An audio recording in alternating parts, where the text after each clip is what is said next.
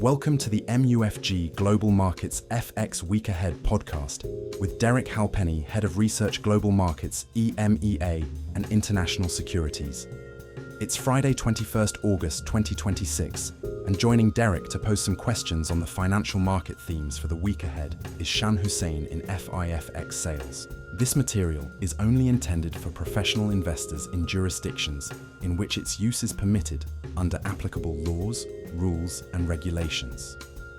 It has been produced for information purposes only and should not be construed as investment research or advice. MUFG EMEA disclaimers and disclosures can be located on our website. Welcome, Derek. How are you? I'm good, Shan. It's Friday afternoon, so always good when it's Friday afternoon. And you? Yeah, totally agree. I'm fine. Thanks very much. And welcome to our listeners as well. We've obviously had an eventful week with obviously the announcement of the USD bond buyback and the upcoming policy steps that are to be announced by Scott Bessent. So let's start with that and your thoughts on the US yields and as well as the fears of another round of USD debasement, please. Yeah, I think obviously when you get the authorities trying to step in and influence market pricing, the markets very often are skeptical and become concerned about risks of credibility and failure. And in a way, I can certainly understand this kind of theme that's coming back in terms of US dollar debasement. The dollar's bounced back a little bit now, but earlier today, the dollar was down by the largest amount over a 4-week period, which captures the week in which we had the supposed joint intervention. And it was a drop of nearly 3%, which was the biggest over that period since the period after Liberation Day, 2025. And the common theme between those two periods, obviously, is it was instigated by US dollar policy initiatives of some sort. So it does kind of fuel that perception that there is this kind of underlying wish for the Trump administration to want a weaker dollar. And given their obsession with wanting trade deficits to shrink, it's obviously pretty consistent with one of the strongest ideological policies that the Trump administration has. So it's understandable in that sense. Scott Bessent needs to follow up by showing he's doing what basically he was lecturing Japan to do after the intervention that took place towards the end of July. He, on CNBC a few days later, spoke about the signaling effect of intervention, but that ultimately, for a turn to be sustained, it needs a policy change. So same thing applies in terms of concerns in Washington about rising yields needs to be addressed with policy. Now, the markets are awaiting the policies that he implied were about to be announced yesterday, to address fiscal concerns. I'm skeptical. The markets are skeptical that anything of any significance would be announced to address fiscal concerns. The Republican Party has a 6-seat majority in the House. We've got the midterms in November. And anyway, Trump himself is just not going to go down the road of anything in terms of notable fiscal consolidation. So we're probably going to get, tinkering around the edges in terms of policy initiatives from Scott Bessent, agency spending freezes, federal hiring suspension, procurement reviews, tackling fraudulent activities, elements like that are low-hanging fruit to adopt, but will have pretty limited impact. So the markets are skeptical in terms of what the administration can do. Of course, he can hint at further buybacks. He can hint at changes in funding in terms of the tenors. So there is more that they can do, but it's not going to address the fundamental issue in terms of the fiscal deficit. And in that sense, there's always a risk that we could see this unravel quite quickly.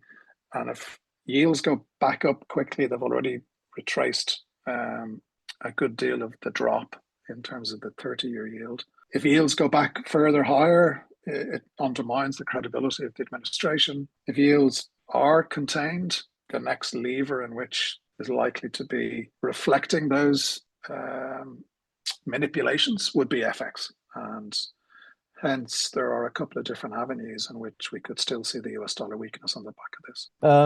No, thanks for that. What role, if any, did Warsh have with with what has unfolded this week? And just to tie into that, is it possible to get a repeat of USD debasement selling as in January? And how are the Middle East risks maybe hampering that a little bit? Yeah, like I think Warsh, first of all, I would say Jackson Hole, which I guess in August, it always gets a lot of focus. There tends to be not a lot going on. And Jackson Hole is next week. I think after what's happened this week, Jackson Hole for Kevin Warsh is definitely a lot more important.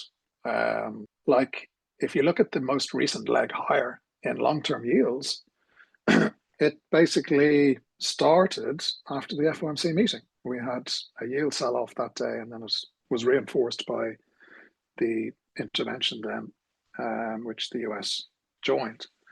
So in that sense, the FOMC has had a role in this. And of course, a larger term premium reflecting uncertainties about the Fed's reaction function is partly down to the strategy of Kevin Warsh himself in terms of not giving forward guidance like the Fed used to.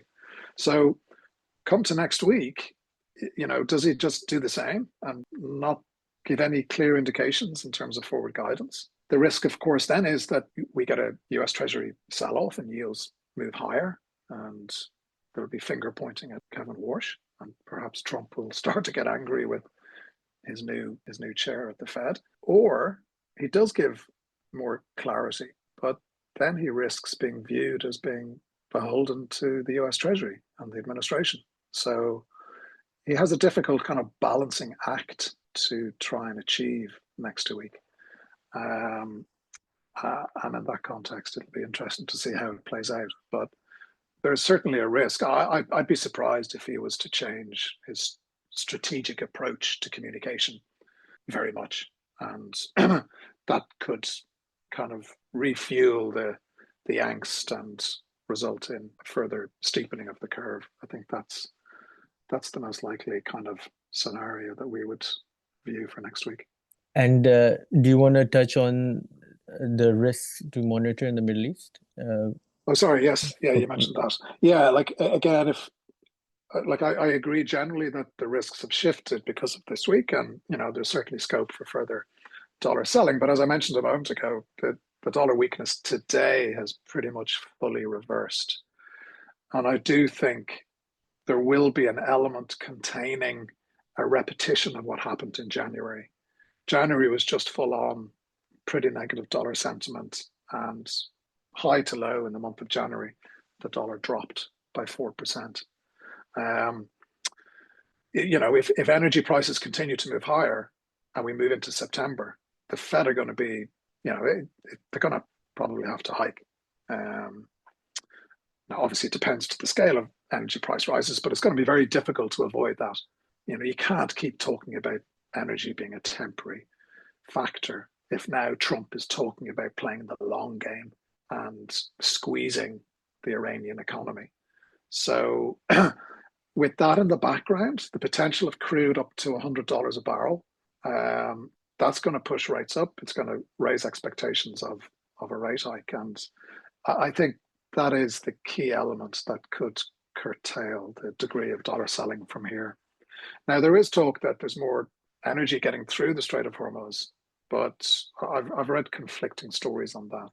The Trump administration are certainly trying to push the idea that they're in full control of the Strait of Hormuz and that more and more energy is getting out, and that's helping to cap prices. We'll see, but natural gas prices here in the UK and TTF in Europe have been grinding higher. We're now at new highs since the conflict began, and that could become a kind of a negative macro theme, certainly in Europe, if those natural gas prices continue to move higher. Yeah, unfortunately, we're feeling the pinch here as well. Indeed. What does all this mean for Japan and future intervention? How will Japan fund USD sales? We we've had a few bouts of intervention recently, one along with the Fed. So curious to see, what they can do in the future. Yeah, and again, Scott Bessent talking about Japan using the FEMA repo to swap treasuries rather than sell treasuries to raise dollar cash. Again, it looked a little bit desperate because it doesn't make sense. Like, why would Japan? Because obviously, using the FEMA repo window, there's a charge. Why would Japan do that when they have basically $1 trillion worth of US assets in cash? They've got about $170 billion of dollar cash. So, now I admit maybe a deal was done there in terms of we'll support you with joint intervention, although it was barely joint intervention, but they certainly wanted to give the impression that it was joint intervention. And in return, you won't sell US Treasuries to finance intervention. But I think it would depend. There could be symbolic use by Japan using the repo window, but as a fundamental strategy over a sustained period, that just doesn't make sense. I don't think it would happen. So the choices for Japan, if we were to go back up again, would be maybe to use cash initially, maybe some symbolic use of the FEMA repo. But, ultimately, they would ultimately end up, I'm sure, using sales of US Treasuries to generate the financing. And don't forget, it's a very profitable trade. They between 1999 and 2011, yen selling intervention, dollar buying, was about 70 trillion yen worth. And obviously now this is all being reversed, and that's locking in very healthy dollar yen profits. Indeed. Just to round that off, we had Japan CPI data today. So your thoughts on that, plus the BOJ speech by next week by Deputy Governor Himino. I think that everyone is maybe looking at the BOJ policy direction, and I think that's been one of the major factors in how yen has been under pressure recently.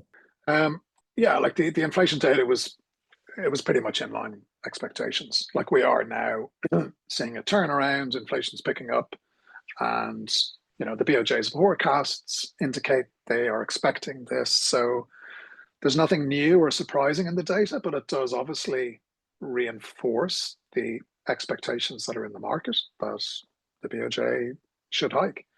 That pricing is at about 80% implied probability, and I would expect them to deliver, especially if the energy situation forces the Fed to move.